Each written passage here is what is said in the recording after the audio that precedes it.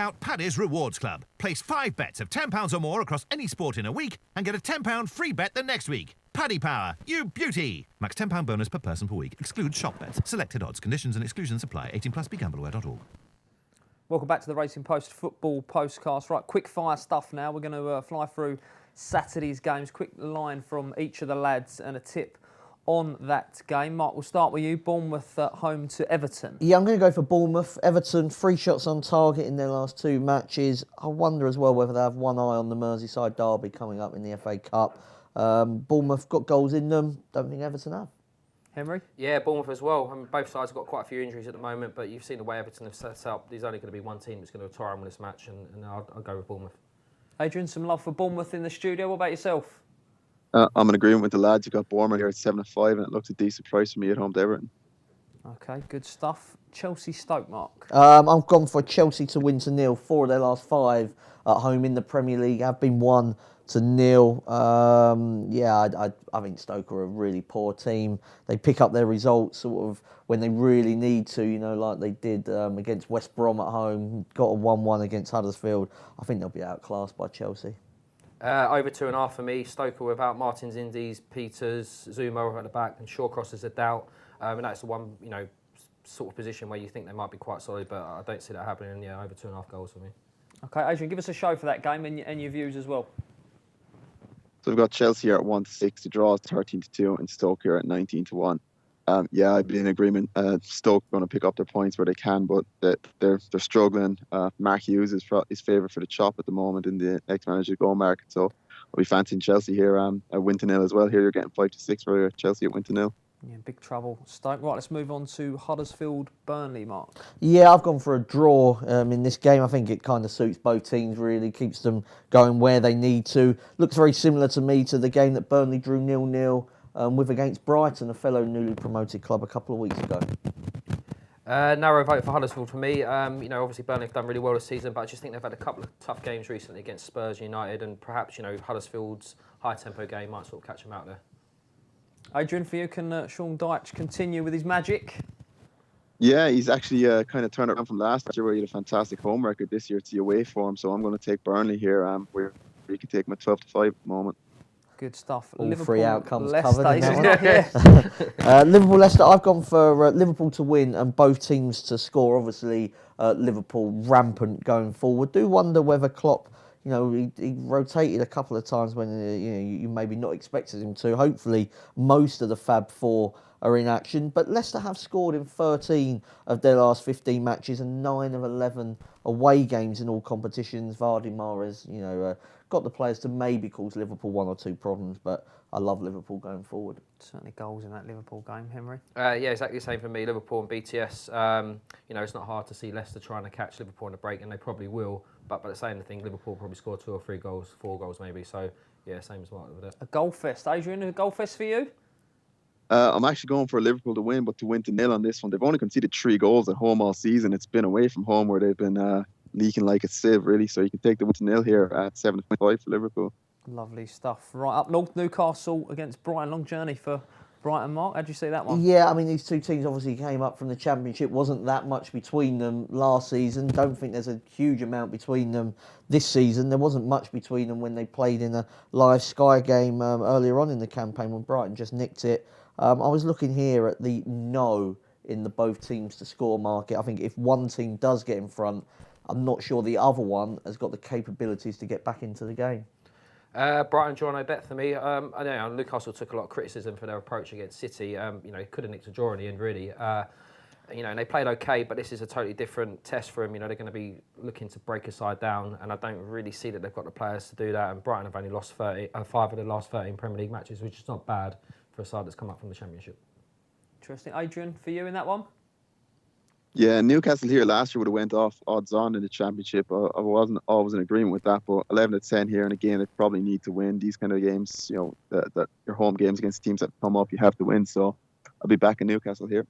Newcastle for Adrian. Right, Watford Swansea, the final 3 p.m. kickoff. Yeah, I mean Watford. He went with no striker against Leicester, but they got the job done in that victory. I mean, this is more an anti-Swansea selection. Boney's obviously still doubtful. I mean, there's just nothing up front for Swansea at all. Even if Tammy Abraham does play, he doesn't get any service. They're desperate need of a manager. I mean, Leon Britton, I don't think is the answer. Watford probably right time, right place for them to get maximum points. Henry, two sides I can never get right, can you? I think Watford 8 to 11. That's a cracking bet to me. Well, they've had a bit of tricky run recently, Watford, but that's mainly been due to injuries. Their main man, Doucouré's back in midfield. And as Mark has said, all the problems going on at Swansea, I think Watford look a really, really solid bet there. Right, two lads massively against Swansea. Adrian, what's the prices for that one, and how do you see it? So here we've got Watford at 4-6, the draw is 11-4, and Swansea are 9-2.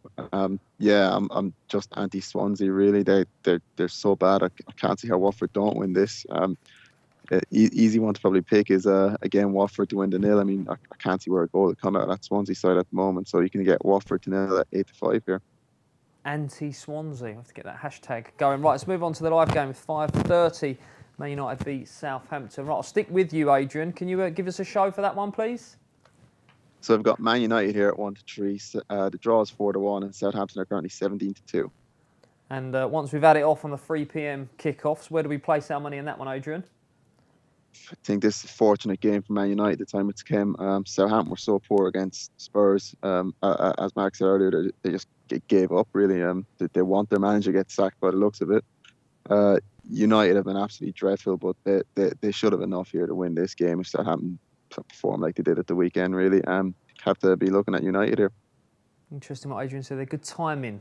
Yeah, I mean United, it is. Mark. I mean, I was thinking I wanted to take on Manchester United, but the more I looked at this game, the more obvious it sort of looked. It was, it probably is a home banker. I was just looking at the half-time, full-time Manchester United because, if Southampton are in the same mindset that they went to Wembley with, they haven't got, I don't think, the capabilities to hold out for too long. I mean, because they just defended so poorly. Now, against that, they did defend quite well against Manchester City and at Chelsea, but you do wonder if something's gone on there to put in that kind of performance. They've got a couple of injuries as well in the fullback positions. I don't know, it's really difficult at this stage of the season to get, injury status updates, but Bertrand and Cedric have both been out for Southampton in them fullback areas. And United, for all that they were terrible against Burnley, I mean, they did only concede 3 attempts in the whole game. And that's not 3 shots on target, that's 3 attempts from Burnley.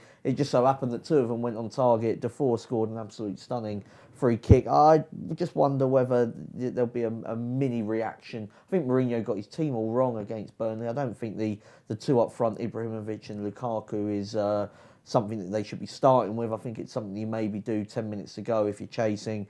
I expect United to go back to something, like what their normal formation would be, with a team and a squad that can be rotated. And you look at Southampton, that squad can't be rotated because it looks quite thin. So United, half-time, full-time for me. I did see a stat when Harry Kane scored his 50 goals that he scored them in the space of time that Shane Long scored his last goal back in February. So it'd probably be leading the line. Well, I mean, obviously Charlie Austin is injured and suspended. He doesn't seem to fancy Gabbiadini.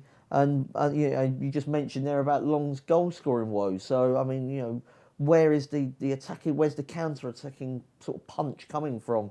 It's a Buffal or a Tadic who doesn't seem to fancy either. So, I think Southampton are in a world of pain at the moment. Unlike them, they've been a well-run club last few years. Henry, how'd you see it? A world of pain for Southampton again? Yeah, I think United to win to 0's the play. I mean, obviously, they had a bit of criticism recently. And I think when that comes into Mourinho's teams, he does cause a reaction, but it's not a type of reaction to go and blast a team away 5-6-0 or 5-6-2, whatever. It's more into his shell. He'll set them up to just keep it tight. 7 of 8 of United home leagues matches have been won without conceding. Southampton have only scored 7 goals in the last 7 Premier League matches. Austin got 3 of those. Obviously, he's missing. They're really toothless up front. They haven't got much pace to counter-attack United. And I just think it's going to be a comfortable, United go 1-0 up early, 2-0 up, and they just cruise through the rest of the game without conceding. Indeed. Right, that's the Saturday games tackled, but let's get the lads' best bets. This will not be beaten. Right, I'll get Henry's and Mark's, and then Adrian's as well when he can give us the price on the treble. I'll let you kick us off, Henry. Yeah, mine's Middlesbrough at home to Aston Villa. Obviously, Tony Pulis has been announced as manager. That's bound to perk them up. That aside, they've still got quality players going forward in, Rudy Dickhead, Patrick Bamford, Stuart Downing. Britt Assam-Belonga's back from injury and firing. And Villa, for all they've got a lot of experience and quality, they really are a pedestrian side. You look at the back, they've got Chester and Elvick very slow. In midfield, it's Jedinak wheeling in front of them. Snodgrass and Grealish, their attacking forces, again, very pedestrian. No pace, no legs. The one player that does give them a little bit of spark, Doma, went off injured against Brentford in midweek. So yeah, I just think Borough running ragged and they're a really solid bet at home to me. Yeah, I like that one.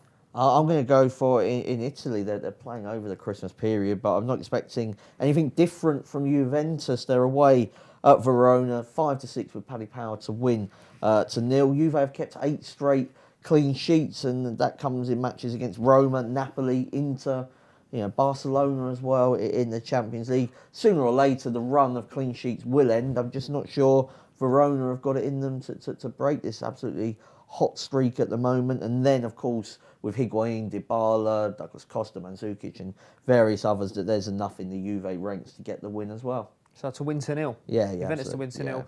Henry keen on Middlesbrough. Adrian, for you to complete our treble? I'm going to go with Bournemouth here, just at home to Everton. As I said earlier, it just looks a little too big for me here. It's a game Bournemouth really have to win, and they will try and win it, whereas Everton will probably be settling for a draw. But I think Bournemouth have enough to nick one here. And what does that treble pay? So the treble at the moment plays a total of, it was Juventus win to 0, was it? Yeah, 5-6. Yeah. Yeah, so the treble at the moment is just sort of 10-1. 10-1